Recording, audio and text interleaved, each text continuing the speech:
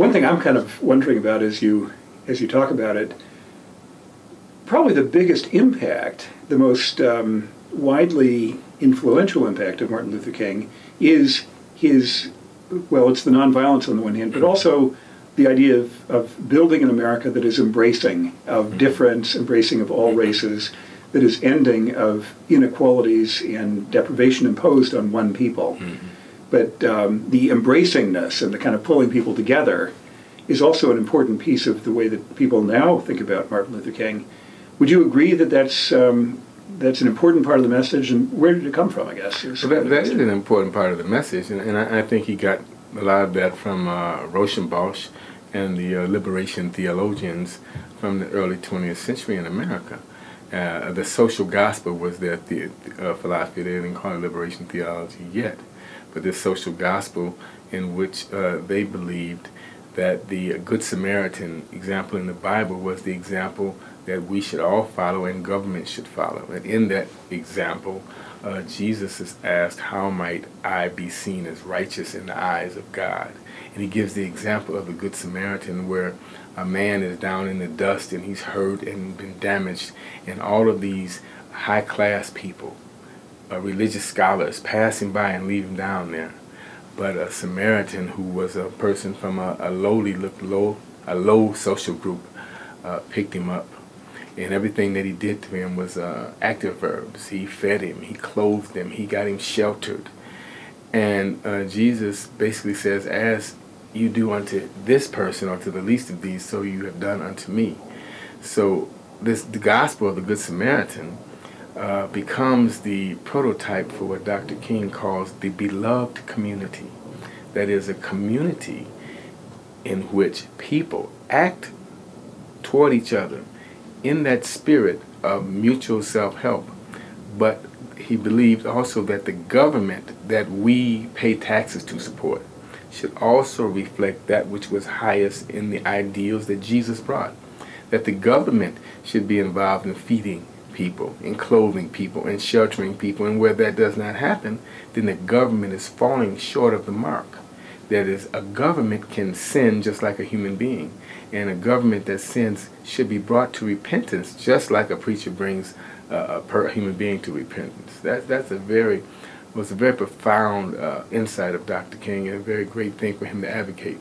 And so what he said about this, though, it wasn't just idealism. He said that we have got to transform government.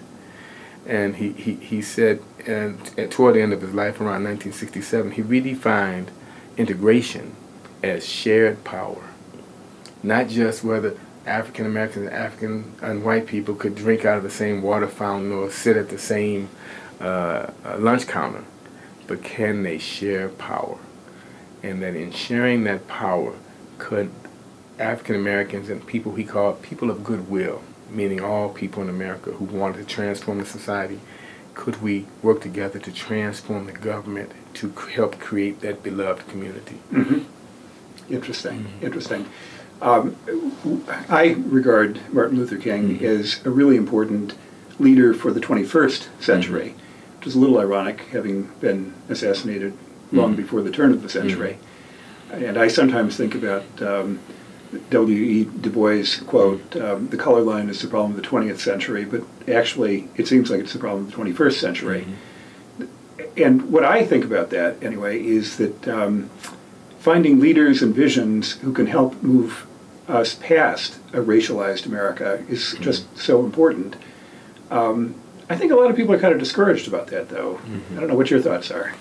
Well, I was in Ann Arbor years ago, back in the 90s. I was at a Martin Luther King event, and a group called Sounds of Blackness was singing in Hill Auditorium, and it was maybe a couple thousand people in there.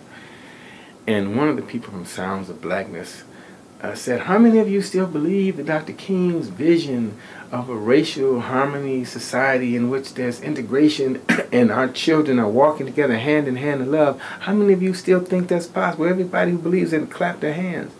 And it was like, it wasn't a majority. I don't even think it was 1/5 of the people, and most of them were students, who said they still believe that's possible. that was, you know, in an era where the gigantic attack against affirmative action was taking place. And when it took place, it seemed, particularly to the African American students and the students who would be there, white or whatever, at this event, that there's a turning back of the clock. And that's you know, the pendulum theory in political science, that, you know, it goes one way so far, then it goes back to the other, and there just seems to be an impression out there it's going the other way. But the fact is that, you know, the ideal is still there. You know, and the Bible says, for lack of a vision, the people will perish. As long as there's that vision and there's somebody striving for the vision is still alive, and it will always keep coming back. You know, the vision can't be killed. And maybe Martin Luther King is one of those people who really expressed that vision, and in that way he continues to be a really important. He continues to be relevant. He continues to be very important, and people continue to discover him. When I teach the history of the Civil Rights Movement or African American history, and I assign readings from Dr. King, students are often just shocked because they did not know that this is what he believed. You know, they did not, and they see the relevance of what he believed. All they quite often hear is, "I have a dream," and they don't know that he said in 1966 and 1967 things that are directly relevant today. He said, for every Vietnamese person that the United States military kills, it costs the United States $500,000. Now, we kill over 3.5 million of these people. He said that $500,000 to kill a person could go to solving the problems in the inner cities and for rural white people in Appalachia and all over. But he said we only spend $58 a person in America to help the people who are downtrodden and poor. And when students read that, they think, well, what the question is, well, what is this mentality of the American people? We'll support spending $1.3 trillion in the war in Iraq. But if we say, okay, well, let's increase the amount of money for medical care, and let's have a national health care system such as they have in Europe.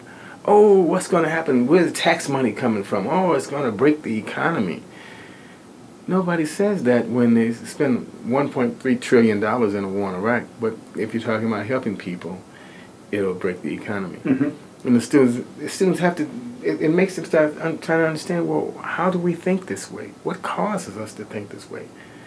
Are we being manipulated by somebody who wants us to think this way?